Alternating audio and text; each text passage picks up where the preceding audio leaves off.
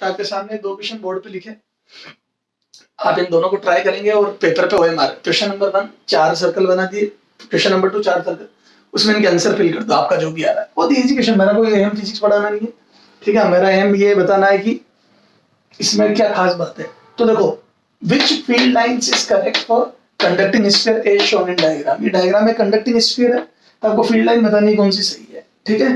तो आपको पता है कंडक्टिंग स्फीयर में फील्ड लाइंस अंदर से पास नहीं हो सकती, तो ये गलत हो गया, ये गलत हो गया।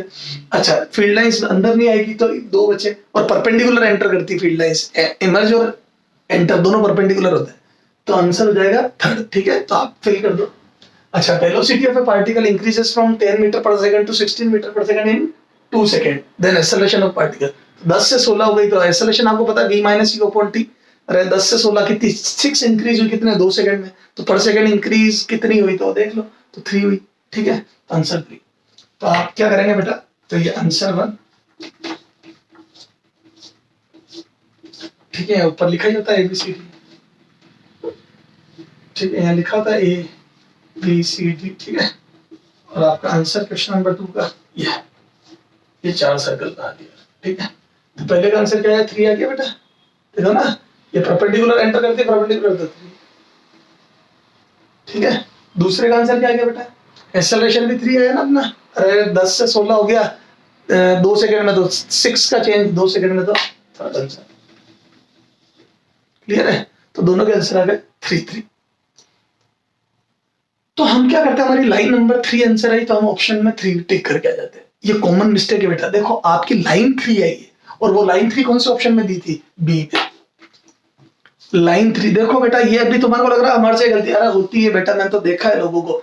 तो लाइन 3 तो OMR, तो मैं बता रहा हूं कि OMR फिल करने में ध्यान रखिए, OMR है ना,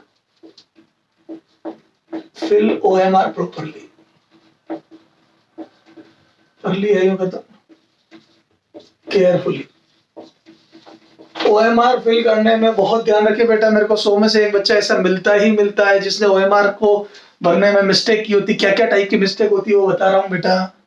तो आपने आंसर आपका आया था 3, लाइन नंबर 3, लेकिन वो ऑप्शन बी में थी और आप टिक करके ऑप्शन सी आ गए। क्यों? क्योंकि आपके दिमाग में 3 था। अगले ने जानबूझ के ऐसा माहौल क्रिएट करा कि आपका आंसर 3 आएगा, और आप जल्दी में, क्योंकि आपने टाइम खराब कर दिया पीछे कहीं, अब आपके अंदर हड़बड़ाहट उस हड़बड़ाहट का फायदा अगले ने उठा दिया।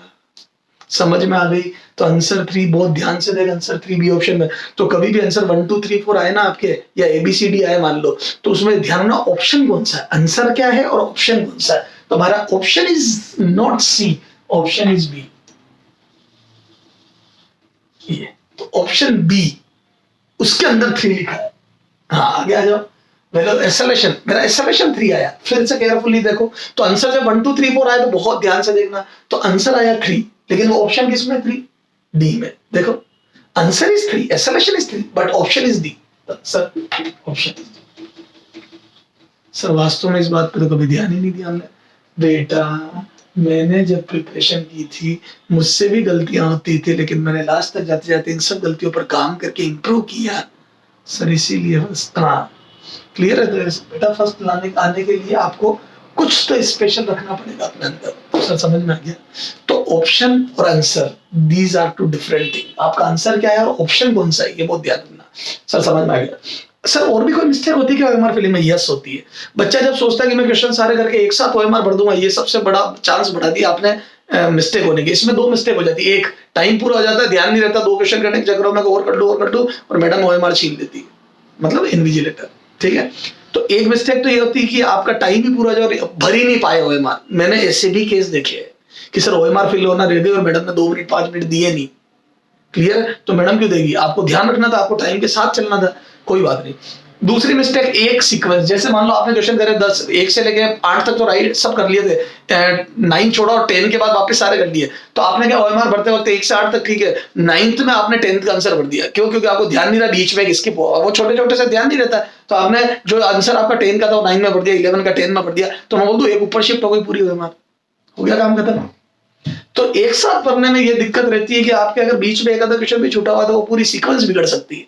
तो सर क्या किया जाए? आप क्वेश्चन करते हैं एंड टू एंड साइड में OMR रख के डॉट कर दो। जैसे 4th का आंसर 2 है, बी आया तो आप बी पे डॉट कर दो। उससे क्या रहता है बेटा कि आप नंबर मिला के डॉट करते हो, जिससे 6 क्वेश्चन करें तो 6 के सामने तो नंबर बार बार चेक करते हो। नो डाउट थोड़ा सा माइन्यूट सा टाइम ज्यादा लगता है, लेकिन मतलब आपका न तो बाद में छूटने के चांस रहते हैं और न स्किप करने के चांस, मतलब कोई भी सीक्वेंस स्किप होने के चांस होते रहते हैं, तो साथ में डॉट कर दो। फिर फाइनली उसको राउंड को जैसे ये डॉट कर दिया ये, ठीक है, अब इनको डार्क बाद में कर दिया, ये डॉट कर दिया, तो दिख तो रहा है ना हाँ ये आंसर है। उसके बाद जब एक समय आता है जब हम एग्जॉस्ट हो जाते हैं, मतलब होता है ना जब काम करते करते 2-2.5 घंटे 2-2.25 घंटे के बाद एक ऐसा टाइम पीरियड आता है जब ऐसा लगता है फ्रस्ट्रेट हो गया, खूब कुछ मतलब कर लिया और बहुत इरिटेट्स होते हैं, उस समय इन सबको डार्क कर दो, उससे आपको एनर्जी मिलेगी। सर ऐसा कैसे हो सकता है? हाँ, जब मैं इनको डार्क कर रहा होता तो मुझे लगता है यार मैंने तो 90 में से 70 क्वेश्चन अटेम्प्ट कर लिए, 20 ही बचे, फटाफट करते हैं, अब 30 ही बचे, तो हमारे को एक एनर्जी सी आती है कि यार इतना कर लिया, इतने से और दूर है एमबीबीएस से, क्लियर है? तो उस समय पर ओएमआर एक साथ दम दम दम दम फिल कर दो। जब एग्जर्शन आता है तो एग्जर्शन भी चला जाएगा, एक एनर्जी भी मिल जाएगी, मोटिवेशन भी मिल जाएगा, सेल्फ मोटिवेशन। देखो मैं तो ऐसे करता था, सर रिजल्ट क्या रहा ठीक है, तो मैं ऐसे करता था, बहुत अच्छे रिजल्ट रहे, ठीक है। तो मेरे ये कुछ तरीके थे, ओएमआर फिल के भी मैंने कुछ अपने नियम कायदे कानून बनाए हुए थे। अब बच्चा क्या सोचता है कि वो इसमें क्या मेरे से तो मिस्टेक नहीं होगी, बेटा जो ज्यादा सो मेरे से नहीं, आप अपने आप को ईर्ष्या कर लो कि गलती हुई नहीं, ठीक है बेटा, ओके बेस्ट ऑफ